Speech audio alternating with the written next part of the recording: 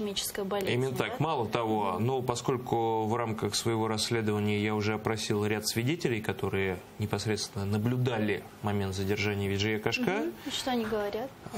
что к ней было применено насилие. То есть помимо непосредственно наручников, которые, ну, наручниками, если просто человека сковать, от этого сложно умереть. Да?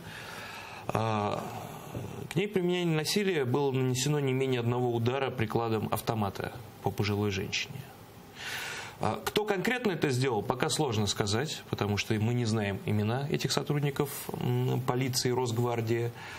Следователю, которая вела доследственную проверку, из Росгвардии ответили, что они не будут проводить служебную проверку в отношении своих сотрудников и не предоставят Следственному комитету никакую информацию, поскольку сотрудники Росгвардии в тот момент действовали по закону о противодействии терроризму.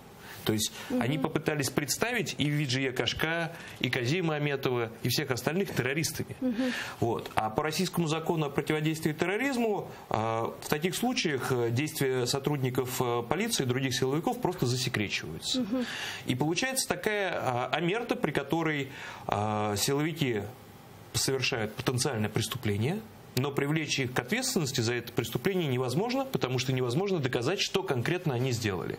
Вот. И именно по этой причине мое расследование занимает достаточно длительное время, потому что буквально по крупицам приходится собирать эту информацию. Очень многие люди боятся говорить, к сожалению. И потенциальные свидетели произошедшего, многие просто не выходят на контакт и не говорят, потому что они опасаются репрессий уже в отношении себя. А есть ли у вас какая-то